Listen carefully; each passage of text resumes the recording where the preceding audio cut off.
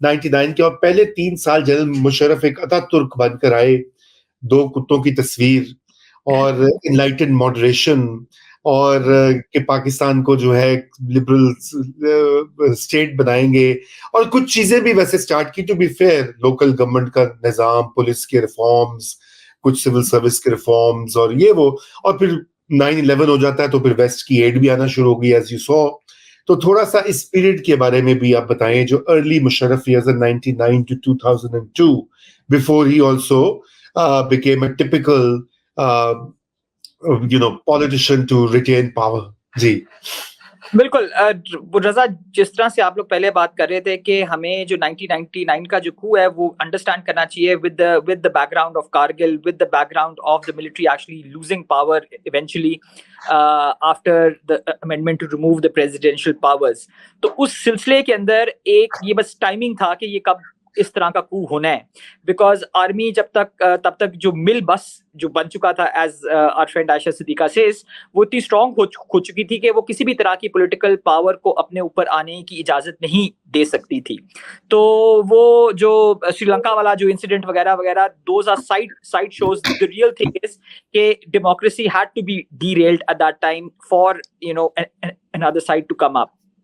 Now, Musharraf साहब की बात देखें, personally Musharraf was not a bad guy, मतलब all of us had met him and he was quite charming, quite nice, वो जो आप कह रहे हैं मॉडर्न अतातुर्क, मॉडर्न जिन्ना वाला कंसेप्शन। मगर मसला ये है कि जब आप कू के थ्रू आए, जिस तरह अयूब खान साहब भी आए थे, तो it is not about their personality, it is about what they are representing. It is about how they have come in and what kind of things they are representing. They might have done good things also. No one does completely 100%. वो ये pendulum तो नहीं है कि यहाँ 100% है तो यहाँ 0 है। तो ये नहीं कि मुशर्रफ साहब ने हर चीज बड़ी अच्छी की या हर चीज बड़ी बुरी की। Of course he also did some good things जिसका आज तक हम बेनिफिट रीप कर रहे हैं। For example, liberalisation of media उनके जमाने में शुरू हुआ, मगर जिस तरीके से वो आए उसने जो थोड़ी बहुत डेमोक्रेटिक बेस जो हमारी बननी शुरू हुई थी उसको तबाह कर दिया। और जिस तरह हर डिक्टेटर करता है, अयूब खान ने भी किया, ज़ियाउल हक ने भी किया, मुशर्रफ साहब ने भी चीज सबसे पहले लोकल गवर्नमेंट लेके आए। अगेन, पूरी दुनिया में जहां डेमोक्रेसी है वहां लोकल गवर्नमेंट होती है और बहुत स्ट्रांग होती है, मगर हमारे जो 3 डिक्टेटरशिप्स के मेजर जो फेजेस हैं उसके अंदर लोकल गवर्नमेंट किस नीयत से आई? वो इस नीयत से आई कि प्रोविंशियल और नेशनल डेमोक्रेसी को खराब करना है, उसको अंडरमाइन करना है, पॉलिटिकल पार्टीज को अंडरमाइन करना है। इसलिए ये भी शुरू में नॉन पार्टी बेसिस पे थी। तो अगर आपकी नीयत खराब होना तो फिर आगे कोई चीज ठीक चल नहीं सकती। उन्होंने सिस्टम भी ऐसा कंफ्यूज कर दिया कि मेयर की जगह नाजिम ले आए, डिप्टी कमिश्नर को डीसीओ बना दिया, किसी को पता नहीं था कि रोल क्या है वगैरह। सो रिफॉर्म्स की तो ऑफ कोर्स जरूरत थी, मगर हैपहैज़र्ड रिफॉर्म्स का जो नतीजा है ना वो बड़ा अजीब किस्म का निकलता है। मैं आपको यहाँ एक छोटी सी एग्जांपल दूं। मैं जब अपनी पीएचडी कर रहा था तो ये मुशर्रफ साहब के जमाने में थी, तो बड़े मजे की बात आई कि एक दफा मैंने खैरपुर में जाके पूछा, मैंने कहा जी खैरपुर जब रियासत थी तो उसका रिकॉर्ड कहाँ होगा? किसी ने कहा जी कमिश्नर हाउस में, किसी ने कहा जी वो डीसी हाउस में, किसी ने कहा जी नाजिम के, क्योंकि किसी को पता ही नहीं था कि कौन who is the repository of government record. और वो रिकॉर्ड इन 3-4 ऑफिस में घूमता घुमाता आधे से ज्यादा जाया भी हो गया। सो हैपहैज़र्ड वे से काफी ज्यादा मुशर्रफ साहब ने रिफॉर्म्स करने की कोशिश की। पुलिस ऑर्डर आपको याद होगा, वो एक नया लेके आए, उसने भी चेंजेस देखें आप, चेंजेस स्ट्रक्चरल थोड़े बहुत आगे पीछे कॉस्मेटिक कर सकते हैं, मगर असल में जो रियल चेंज है वो थ्रू डेमोक्रेटिक मींस ही आ सकता है, और लास्टिंग भी तभी होगा जब डेमोक्रेटिक मींस के थ्रू आएगा। इसलिए उनके पुलिस रिफॉर्म या लोकल गवर्नमेंट रिफॉर्म आज तक किसी चीज ने सर्वाइव नहीं किया, बिकॉज उसकी इंटेंशन कुछ और थी। उसकी इंटेंशन थी to undermine political parties, to undermine the democratic process, and more importantly to create a class that is loyal to Musharraf and for him to remain in power. बिल्कुल, वो अयूब खान वाला मॉडल था ना, बेसिक डेमोक्रेसीज वाला, कि जैसे वो सदर को इलेक्ट करते थे तो उनका ये ख्याल था कि ये सारे जो नाज़मीन और यूनियन काउंसिल्स की सतह के ऊपर जो लोग अब इलेक्ट होंगे वो इनकी जनरल मुशर्रफ की कंस्टिट्यूंसी बन जाएंगे। लेकिन वही हुआ। मैं यहाँ कहूँ, सॉरी, मैं अगर आप इजाजत दें तो मैं कहूँ कि ये मैंने क्योंकि खुद ग्रास रूट्स पे एक्सपीरियंस किया है, तो ये जो लोकल बॉडीज का सिस्टम है ना, ये एन लोगों की जरूरत के मुताबिक तो है, और लोग चाहते हैं कि दुनिया में आप देखिए हर जगह जो सर्विसेज होती हैं वो लोकल अथॉरिटी ही प्रोवाइड करती है, लोकल गवर्नमेंट ही प्रोवाइड करती है, और ये लोगों को चाहिए होती हैं। और बिल्कुल ग्रास रूट्स की बुनियादी सतह पे ये केटर करना चाहिए। लेकिन जनरल मुशर्रफ ने वो भी किया, लोकल बॉडीज का भी किया और साथ-साथ पार्लियामान की भी ज़रूरत पड़ी। तो फिर जब पार्लियामान की ज़रूरत पड़ी तो उन्होंने तो कहा कि ये कैसे हो सकता है? एमएनएज़ और एमपीएज़ ने कहा कि डेवलपमेंट फंड्स हमारे हाथ से निकल जाएँ, तो फिर हमें सियासत करने का क्या फ़ायदा? Because by this time you have created now this monster जहाँ पर सियासत सिर्फ एक बिज़नेस का तरीका बन गया है। बिज़नेस का एक वसीला बन गया है। जिस तरह हम लोग मीडिया में काम करते हैं या हम फूड इंडस्ट्री में काम करते हैं या हम ज़मीन के मालिक होते हैं या हम जो भी कारोबार आप करें, सियासत अनफॉर्चुनेटली एक कारोबार बन गया ज़ियाउल हक की दिहाई के बाद।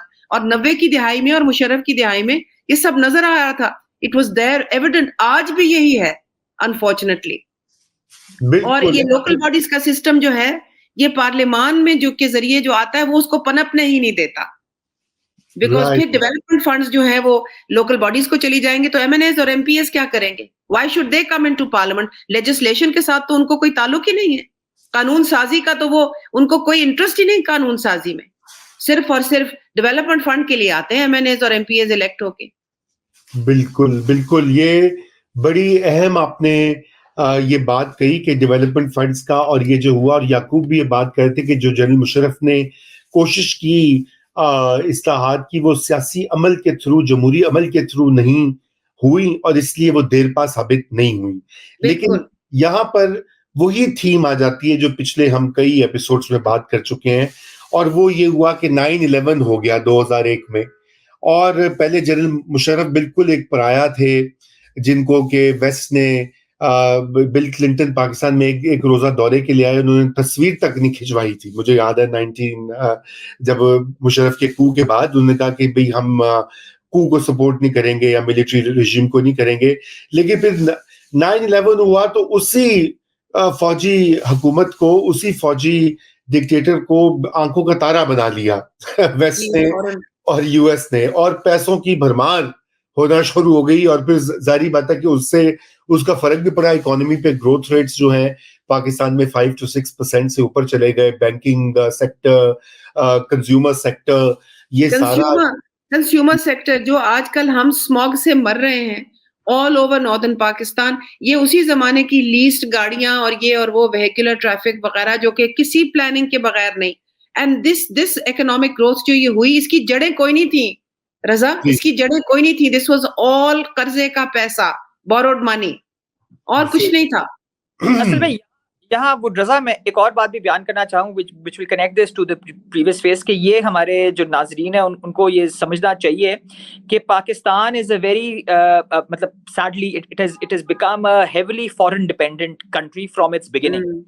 और ये भी हमें देखना चाहिए कि जब डिक्टेटरशिप आई है तब कोई ना कोई इंटरनेशनली इस तरह के हालात बने हैं कि पाकिस्तान को ज्यादा वहां से फंडिंग आई है। सो अयूब खान के जमाने में we milked the east and वो सोवियत यूनियन वाली और वेस्ट का जो सारा था, और हमारी सारी जो डेवलपमेंट फंडिंग है वो वेस्ट से आ रही थी इस धमकी पे कि अगर आपने हमें पैसे नहीं दिए, अगर आपने हमारी आर्मी को इक्विप नहीं किया तो हम सोवियत यूनियन की तरफ चले जाएंगे। 1980s में ज़ियाउल हक साहब भी जो के पराया थे आफ्टर द कू जो उन्होंने किया, उसके बाद जैसे अफगान वॉर शुरू हुई तो वो भी पॉजिटिव साइड पे चले गए और उनको भी बहुत शावर किए उनके ऊपर पैसे, और बिलियंस ऑफ डॉलर्स पाकिस्तान में आए।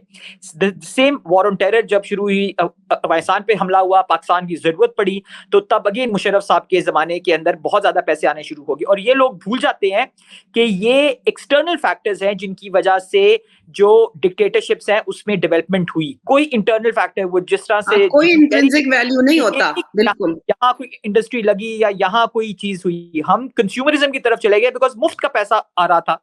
और यहाँ हमें जरूर गौर करना चाहिए कि ये एक्सटर्नल सिर्फ मतलब यहाँ की कोई इकोनॉमिक हमने डेवलपमेंट, यहाँ कोई बड़ी इंडस्ट्री नहीं लगाई या हम कोई एक्सपोर्ट के अंदर किसी चीज के अंदर बहुत आगे चले गए हों। दूसरी चीज हमें यह भी देखना चाहिए कि जब हमारे पास पॉलिटिकल गवर्नमेंट्स आई हैं, इलेक्टेड गवर्नमेंट्स आई हैं, तो तब ऐसे हालात हुए हैं कि बाहर से पैसा नहीं आता था। 1971 के बाद पैसा नहीं आया मोस्ट ऑफ द डेकेड, और 19 जो मैंने पहले बात की कि 1988 में जब अफगानिस्तान में पीस अकॉर्ड हो गया, 89 में फौजें वगैरह वापस चली गई, उसके बाद जो अमेरिका पाकिस्तान को एड देता था अफगान वॉर के लिए वो बंद होगी। उसके बाद जो अमेरिका सर्टिफिकेशन के थ्रू एड देता था कि जी पाकिस्तान के पास न्यूक्लियर वेपन नहीं है, वो सर्टिफिकेट अमेरिका ने पाकिस्तान को देना बंद कर दिया, ले लिया और आ गई और उसके पाकिस्तान को एड नहीं मिली। तो 10 साल जो बाहर से जो हमें सपोर्ट आती थी वो नहीं मिली। तो लोग अक्सर ये कहते हैं, वो डेवलपमेंट फिगर्स को कंपेयर करते हैं, ये लोकल डेवलपमेंट फिगर्स डेवलप नहीं हो रहे, ये एक्सटर्नली एडेड डेवलपमेंट है जो आई है during dictatorships due to external wars. और ये समझना जी बिल्कुल, ये एक्सटर्नल वॉर्स और ये थीम चल रही है। अयूब खान, जनरल ज़ियाउल हक और जनरल मुशर्रफ, ये भी एक कंटिन्यूटी है और चेहरे बदल जाते हैं, प्रोसेस वही रहता है। तो कहने वाले तो कहते हैं कि जो अब हमारा यूक्रेनियन वॉर एफर्ट के अंदर जो हम लोगों ने कंट्रीब्यूशन किया है, उसी की वजह से हमें IMF का ट्रांच भी मिला। तो ये तो हाँ, वो बिल्कुल